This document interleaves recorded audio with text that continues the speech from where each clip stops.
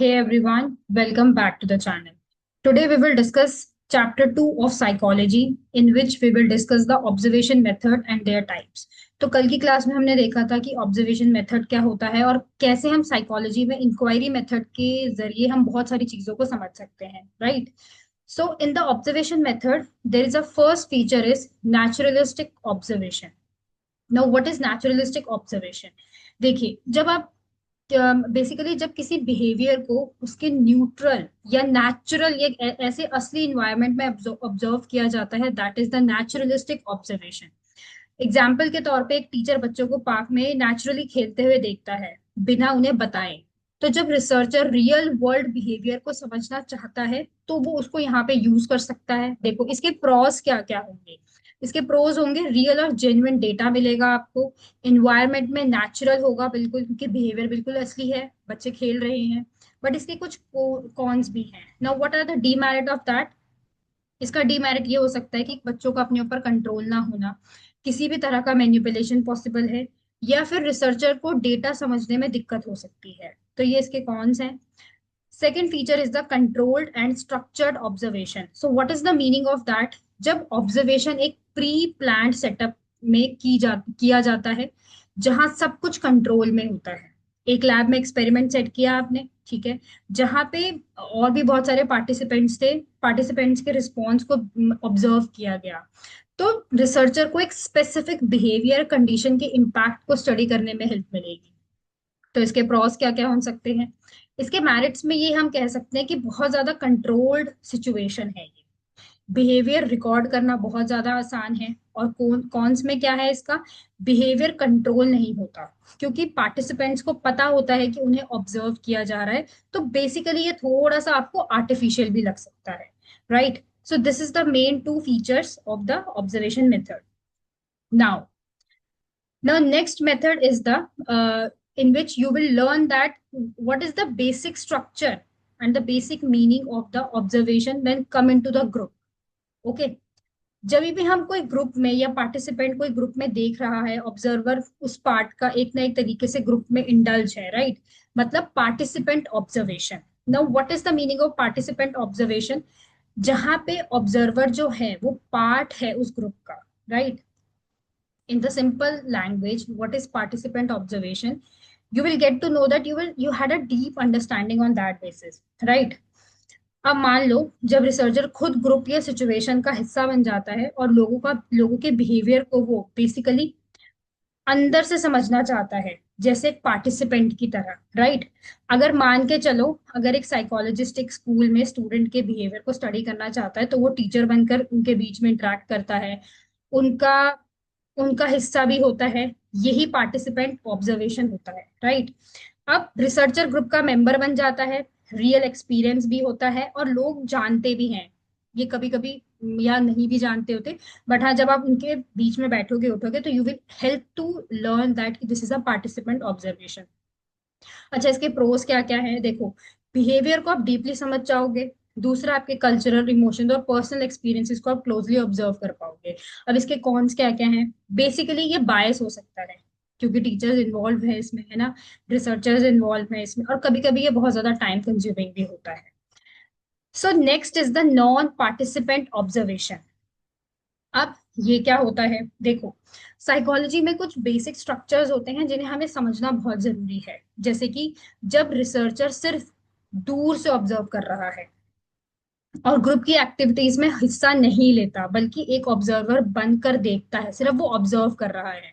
आपको एग्जाम्पल के तौर पे एक एग्जाम्पल दे, मान लीजिए अगर एक साइकोलॉजिस्ट है, ठीक है, स्कूल के क्लासरूम में स्टूडेंट के बिहेवियर को ऑब्जर्व कर रहा है बिना उनके बीच में गए और इंटरैक्ट किए बगैर, तो ये नॉन पार्टिसिपेंट ऑब्जर्वर होता है. इसके फीचर्स क्या क्या हैं? रिसर्चर ग्रुप का पार्ट नहीं होता, सिर्फ दूर से ऑब्जर्व करता है और ऑब्जेक्टिव डेटा ले लेता है. तो इसमें थोड़ा सा आपको बायस कह सकते हैं कि कम होता है क्योंकि रिसर्चर इन्वॉल्व नहीं है. ऑब्जर्वेशन बिल्कुल न्यूट्रल और क्लियर है. तो इसके कॉन्स क्या क्या हो सकते हैं? रिसर्चर डीप अंडरस्टैंडिंग भी मिस कर सकता है ना? पार्टिसिपेंट के इमोशंस को, इंटेंशंस को समझना भी उसके लिए मुश्किल हो सकता है. सो this is the fourth feature of observation behaviour. Next is the covert observation and overt observation. देखिए, आपको कोवर्ट और ओवर्ट से कुछ चीजें तो समझ में आई होंगी। मान लीजिए, अब मैं कोवर्ट ऑब्जर्वेशन की बात करती हूँ, इसका मतलब है कि आपने जो चीज ऑब्जर्व की है ना, आपने बिल्कुल छुप के की है। ठीक है। जब रिसर्चर छुप कर ऑब्जर्व करता है और ग्रुप को पता ही नहीं होता कि उसको कुछ कोई ऑब्जर्व कर रहा है। अब मैं आपको एग्जांपल, इसका बेस्ट एग्जांपल देती हूँ।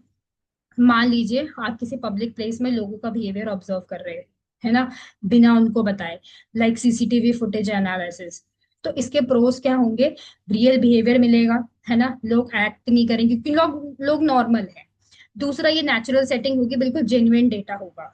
दूसरा, इसके कॉन्स ये हो सकते हैं, may be ethical concerns, people do not know they are being studied, या फिर कंसेंट ही नहीं लिया गया होगा, है ना, तो हो सकता है कि लोगों को इससे प्रॉब्लम भी हो। अब next is your main overt observation, मतलब खुलेआम, जब ग्रुप को पता होता है कि ऑब्जर्व उनको कोई ऑब्जर्व कर रहा है। टीचर क्लास में बोलती है कि मैं आज तुम सबका बिहेवियर ऑब्जर्व करूंगी, तो this is ethical and transparent, and yes, there is no need to take an consent as well. तो पार्टिसिपेंट से फीडबैक लेना इजी होता है ना। अच्छा, इसके कॉन्स में आप क्या समझ सकते हो? हॉथ्रोन इफेक्ट, मतलब लोग अपने बिहेवियर को चेंज भी कर सकते हैं जब उन्हें पता हो कि उनका बिहेवियर कोई ऑब्जर्व कर रहा है। तो इसका सबसे बड़ा डीमेरिट ही यही है कि आपको पता है और आप अपना बिहेवियर अकॉर्डिंगली चेंज कर, right. So next is structured observation, unstructured observation. देखो, सिंपल सी बात है, इसमें कुछ ना चेकलिस्ट को आपको ध्यान में रखना है। अब स्ट्रक्चर्ड ऑब्जर्वेशन क्या होता है? जब रिसर्चर पहले से एक प्लान के साथ ऑब्जर्व करता है, क्या देखना है, किसे देखना है, सब डिफाइन होता है, राइट। अच्छा, उसने अपने इंपॉर्टेंट पॉइंट्स भी बना रखे होते हैं, चेकलिस्ट होती है, time place behaviour everything is fixed. Data collection systematic होता है।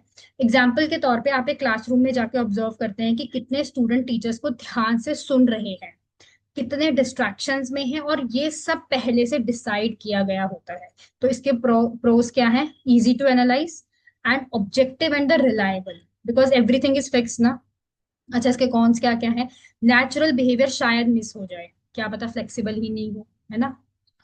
दूसरी बात है स्ट्रक्चर्ड ऑब्जर्वेशन, यहाँ कोई फिक्स्ड प्लान नहीं होता। रिसर्चर बस ऑब्जर्व करता है फ्रीली, जब भी इंपॉर्टेंट उसको लगता है, उसको नोट करना है तो वो नोट करेगा।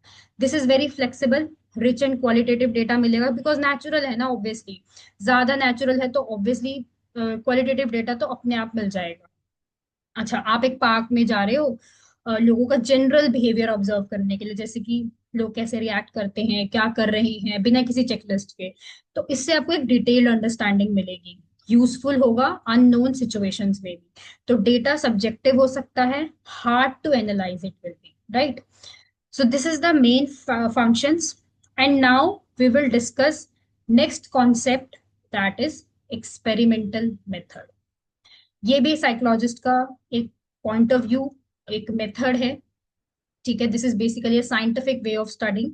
तो क्या होता है एक्सपेरिमेंटल मेथड?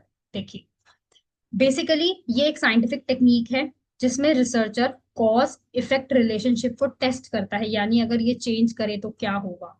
यहाँ रिसर्चर एक्टिविटी कंट्रोल करता है वेरिएबल्स को और सराउंडिंग्स को देखते हुए।